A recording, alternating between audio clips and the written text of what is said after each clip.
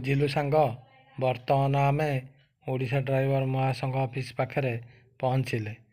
ଚାଲ ଭିତରକୁ ଯିବା ଏବଂ ସଂଘର ସମ୍ପାଦକ ଭାଇଙ୍କ ସାଙ୍ଗରେ ଟିକେ କଥାବାର୍ତ୍ତା ହେବା ଏବଂ କଥାବାର୍ତ୍ତା ସାରି ଗାଁକୁ ଫେରିଯିବା।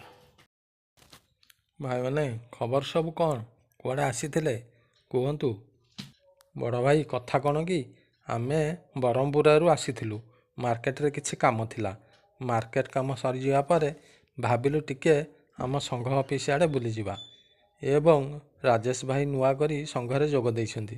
ସେ ମଧ୍ୟ କହିଲେ ଟିକେ ସଂଘ ଅଫିସ ଯାଇ ଆମ ସମ୍ପାଦକଙ୍କ ସହିତ କଥାବାର୍ତ୍ତା ହୋଇଥିଲେ କିଛି ନୂଆ କଥା ଜାଣିପାରିବ।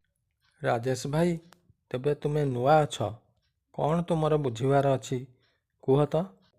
ବଡ଼ ଭାଇ, ମୁଁ ଆମ ଷ୍ଟାଣ୍ଡ ଡ୍ରାଇଭର ଭାଇମାନଙ୍କ ଠାରୁ ଶୁଣି ନୂଆ କରି ସଂଘରେ ଯୋଗ ଦେଇଛି। ମୋର ଅନୁରୋଧ, ଆପଣ ଓଡ଼ିଶା ଡ୍ରାଇଭର ମହାସଂଘର ସମ୍ପାଦକ ଅଟନ୍ତି। ଆପଣ ଟିକେ ଏହି ସଂଘର ମୁଖ୍ୟ ଉଦ୍ଦେଶ୍ୟ, ମୁଖ୍ୟ ଅଫିସ ସରକାରଙ୍କ ଦ୍ୱାରା ସ୍ୱୀକୃତିପ୍ରାପ୍ତ ଅଟେ କି ନାହିଁ, ଏହାର ପରିସର ଏବଂ ମୁଖ୍ୟ ଦିନ ଉପରେ ମୋତେ କିଛି କୁହନ୍ତୁ।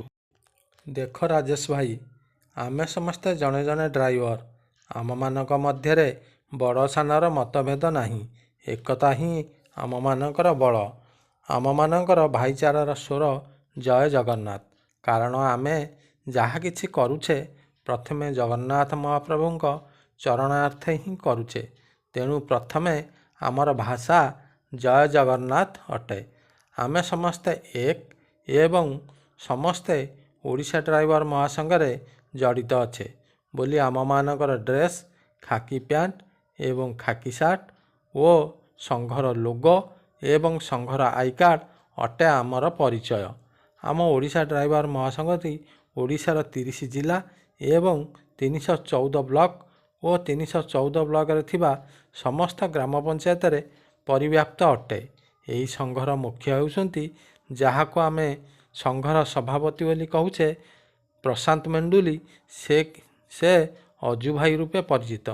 ଏହି ଓଡ଼ିଶା ଡ୍ରାଇଭର ମହାସଂଘର ମୁଖ୍ୟ ଅଫିସ, ଯାହାକୁ ଆମେ ହେଡ଼ ଅଫିସ କହୁଛେ, ତାହା ଅନୁଗୁଳ ଜିଲ୍ଲାର ଆଠମଲ୍ଲିକରେ ଅବସ୍ଥିତ ଏବଂ ଏହା ସରକାରଙ୍କ ଠାରୁ 2021-2022ରେ ସ୍ୱୀକୃତିପ୍ରାପ୍ତ ଅଟେ, ଯାହାର ରେଜିଷ୍ଟ୍ରେସନ ନମ୍ବର 341/12/04-100041 ଅଟେ।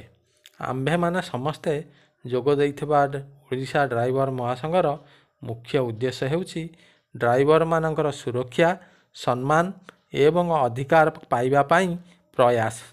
ଆମ ଏହି ସଂଘର ମୁଖ୍ୟ ଦିନ ହେଉଛି 1 ସେପ୍ଟେମ୍ବର, ଯେଉଁ ଦିନକୁ ଆମେ ସମସ୍ତେ ଡ୍ରାଇଭର ଦିବସ ରୂପେ ପାଳନ କରୁଛେ।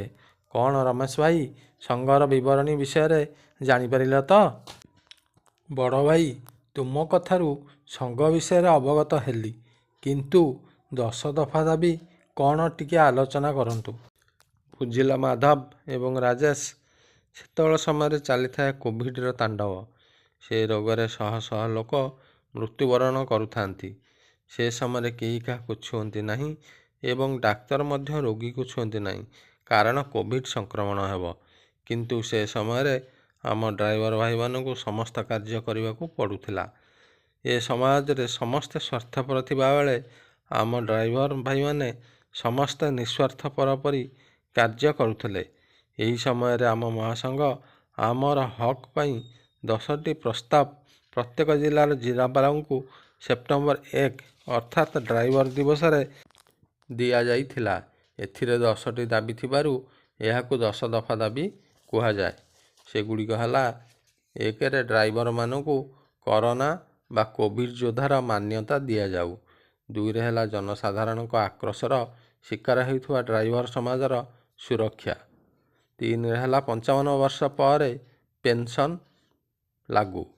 4ରେ ହେଲା ଗାଡ଼ିଗୁଡ଼ିକ ପାର୍କିଂ ଏବଂ ଡ୍ରାଇଭରମାନଙ୍କର ବିଶ୍ରାମ ନେବା ପାଇଁ ପାର୍କିଂ ସହିତ ବିଶ୍ରାମାଗାର ପ୍ରତ୍ୟେକ 100 କିଲୋମିଟର ଅନ୍ତରରେ।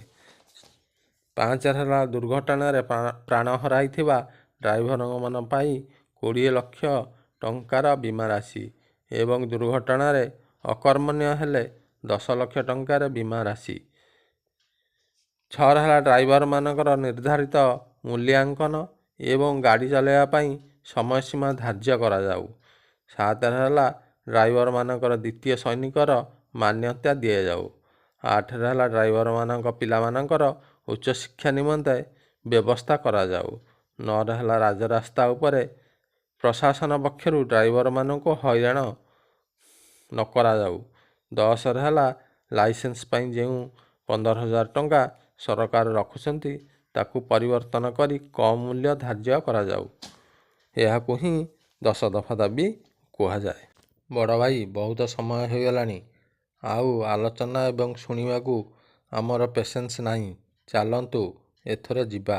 ଆଉ ଦିନେ ଆସିଲେ ଅନ୍ୟ କଥା ଆଲୋଚନା କରିବା। ଏସବୁ ଆମ ଡ୍ରାଇଭର ବନ୍ଧୁମାନେ ନିହାତି ଜାଣିବା ଆବଶ୍ୟକ। ଜୟ ଜଗନ୍ନାଥ।